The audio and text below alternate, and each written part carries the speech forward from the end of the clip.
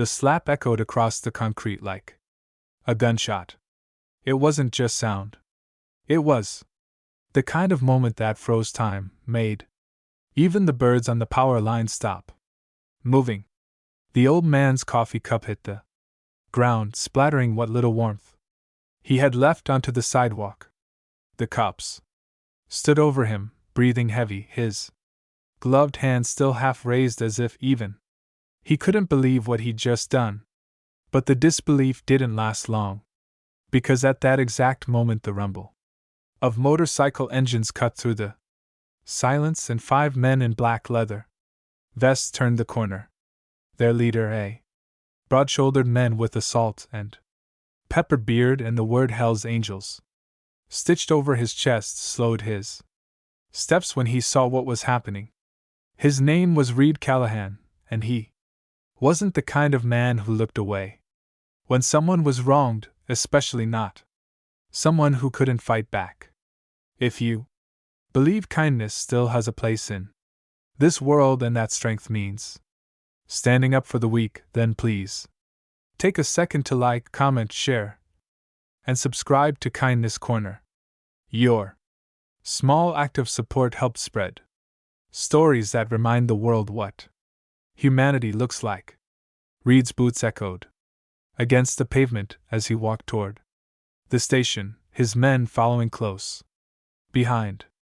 The officer, his badge reading M. Reynolds, straightened, trying to compose himself. The homeless man, frail and trembling, sat against the blue wall of the police station, his gray beard soaked with tears and coffee.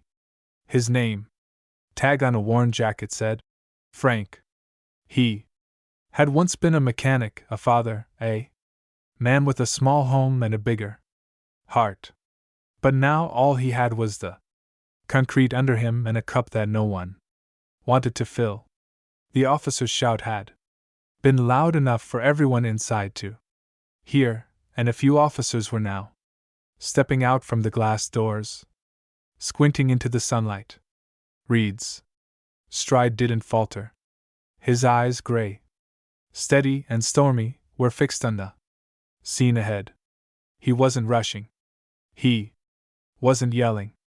He was just coming. And the kind of calm he carried was more dangerous than any rage. Behind him, 4 other bikers moved in sync. Clay, the quiet one with a shaved head and tattoos creeping up his neck. Walker, tall and broad, with a vest faded from years on the road. And the twins, Kurt and Mason, both ex-Marines who'd found Brotherhood again in chrome and leather. Reynolds turned to face them, his jaw tight. "Move along, fellas," he said, though the tremor in his voice betrayed his nerves. The station doors opened wider. 2 more officers stepped out, watching closely, but Reed didn't move along. He stopped right at the edge of the curb, where Frank sat and crouched beside the old men.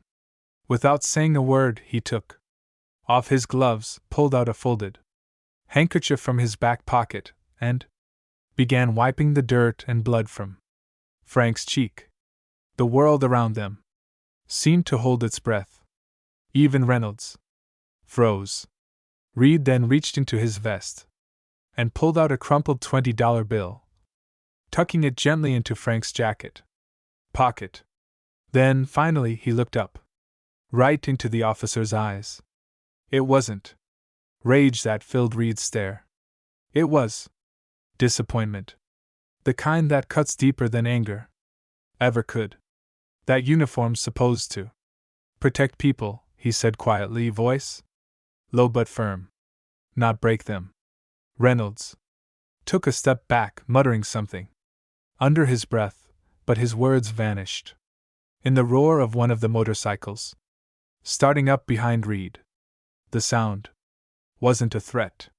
It was punctuation. The growl of justice waking up. One of the other officers near the door whispered to another, "Is that our LCCHLS? The biker from the Veterans Outreach thing last year?" The murmur spread. Suddenly, the power dynamic shifted. The men in leather weren't faceless rebels anymore. They were decorated veterans, charity riders, community protectors. Reed stood up slowly, towering over Reynolds. You ever been hungry, officer? He asked, voice rough but calm. Ever slept in the rain? Ever watched people walk by like you weren't even real? Reynolds didn't answer, his face pale now. Reed took a step closer. That man has. And the fact that you wear a badge doesn't give you the right to. Forget that. Behind him, Frank tried to stand but stumbled. Walker moved quickly, helping him to his feet. Frank's lips trembled. Thank you? He whispered, but Reed just nodded. He wasn't looking for thanks. He was looking for something else. Something that had been missing from too many uniforms and too many hearts. An older officer stepped out from the station, eyes wide with disbelief. What's going on here? He asked. But before anyone could answer, Reed turned his head slightly, meeting his gaze. One of your own forgot what it means to serve, he said. Maybe remind him. The older man looked down, his expression heavy. He knew what that meant. The tension hung